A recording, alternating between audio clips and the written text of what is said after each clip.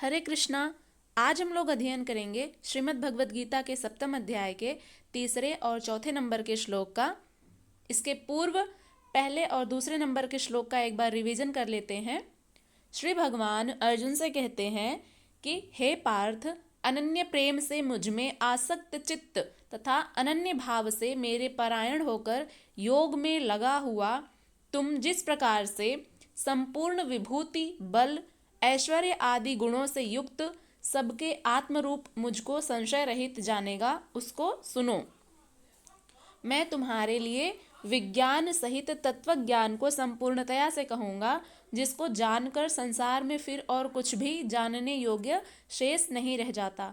अब आज के श्लोक में श्री भगवान अर्जुन से क्या कहते हैं? गीता के 7वें अध्याय का 3 श्लोक है। मनुष्याणां सहस्रेषु कश्चिद्यतति सिद्धये यततामपि सिद्धानां कश्चिन्मां वेत्ति तत्वतः। सर्वप्रथम इसके शब्दार्थ को देखते हैं। मनुष्याणाम अर्थात मनुष्यों में, सहस्रेषु हजारों, बहुवचन है इसमें।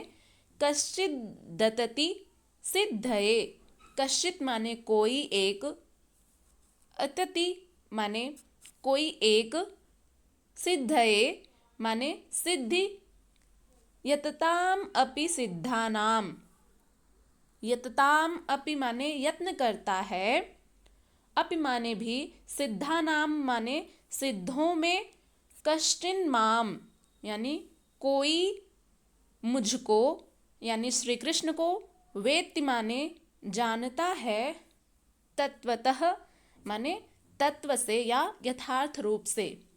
तो ये रहा शब्दार्थ। इसका हिंदी में अर्थ क्या है?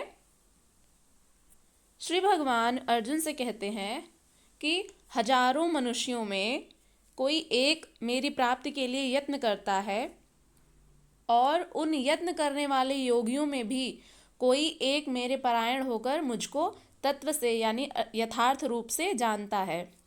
तो इसमें समझने का भाव यह है कि श्री कृष्ण अर्जुन से कह रहे हैं कि इस समस्त संसार में हजारों लोग रहते हैं, लाखों की संख्या में हैं। तो इनमें से हजारों लोगों में से कोई एक ही प्रभु को पाने के लिए प्रयासरत हैं, और प्रयासरत योगियों में से भी कोई एक ही मुझे तत्व से जानता है। अर्थात वेद ज्ञान दाता प्रभु कह रहे हैं कि हजार लोगों में से कोई एक ही परमात्मा की साधना करता है, उन साधना करने वालों में से भी कोई एक ही मुझे तत्व से जानता है।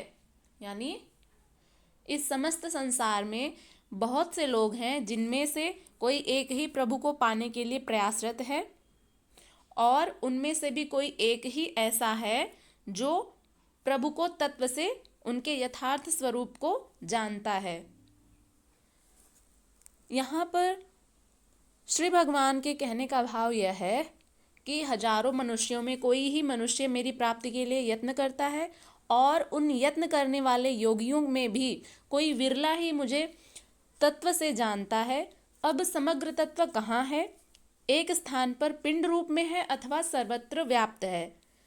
इस प्रकार का प्रश्न उठने पर योगेश्वर श्री कृष्ण पुनः 4 नंबर के श्लोक में क्या कहते हैं, उसको जानते हैं। 4था श्लोक इस प्रकार से है। भूममिम्रापो नलो वायुः खं मनो बुद्धिरेव च अहंकार इतीयं मे भिन्ना प्रकृतिरष्टधा। सर्वप्रथम इसके शब्दार्थ को देखते हैं। भूममिः आपो अनलः वायुः खं मनो बुद्धि एव च। भूममिः यानी भूमि, आपः यानी जल, अनलो माने अनल होती है अग्नि, वायु यानी वायु, खम माने आकाश, मनो बुद्धि एव च मन बुद्धि, एव माने ही, च माने और, अहंकार इतीयम में, अहंकार इति इयम, इति माने यह, इयम माने, इति माने ऐसे, इयम माने यह, अहंकार में माने मेरी यानी श्री कृष्ण की, भिन्ना यानी कि भिन्न है, प्रकृति रष्टधा, प्रकृति यानी प्रकृति के अष्टधा माने 8। तो प्रकृति के ये भिन्ना माने स्वरूप है या भेदों वाली है, ये जो प्रकृति है वो 8 स्वरूपों वाली है। तो उसी का वर्णन इस श्लोक में भगवान श्री कृष्ण ने किया है। इस श्लोक का हिंदी में अर्थ है कि ये सभी 8 तत्व माया हैं। कौन कौन से 8 तत्व हैं? जो भगवान की भौतिक शक्ति के अंश हैं। इस श्लोक में बताए गए तत्व हैं भूमि माने पृथ्वी, आपः माने जल, अनलः माने अग्नि, वायु माने वायु, खम माने आकाश, मनः माने मन, बुद्धि माने बुद्धि, अहंकारः माने अहंकार।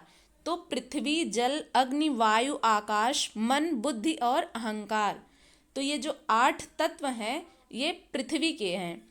तो ये जो 8 प्रकार के भेदों वाली मेरी जो प्रकृति है, इस प्रकृति में भगवान श्री कृष्ण ने मन, बुद्धि, अहंकार और 5 स्थूल तत्वों को अपनी भौतिक शक्ति के विभिन्न रूपों में शामिल किया है।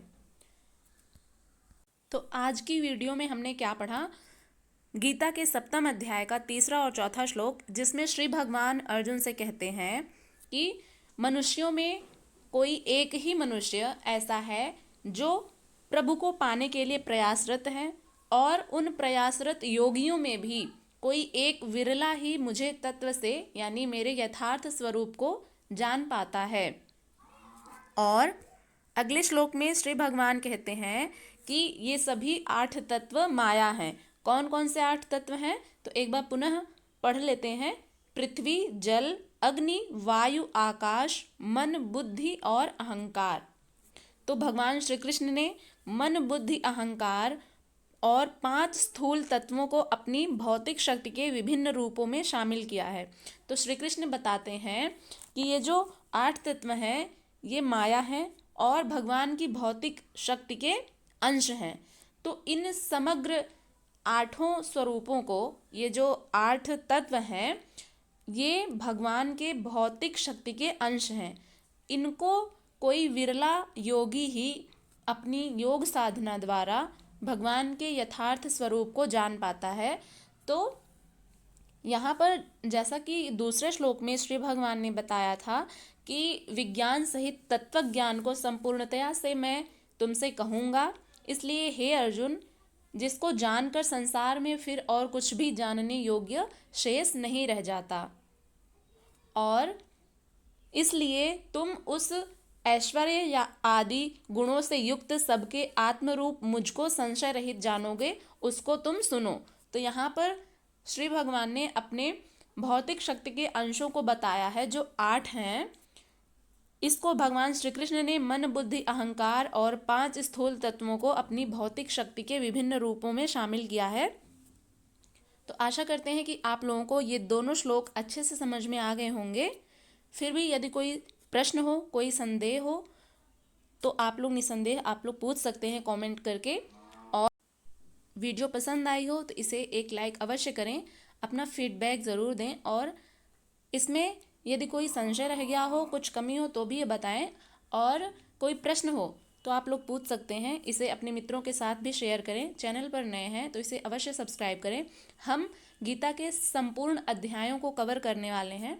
तो हम अब तक गीता के प्रथम अध्याय से लेकर के 6वें अध्याय तक कंप्लीट कर लिए हैं। तो अब हम लोग 7वें अध्याय को प्रारंभ कर चुके हैं। धीरे धीरे करके हम लोग 18 अध्याय को भी कंप्लीट कर लेंगे। तो चलिए मिलते हैं नेक्स्ट वीडियो में। ऐसे ही जानकारी के लिए बने रहें हमारे संस्कृत साहित्यम चैनल पर।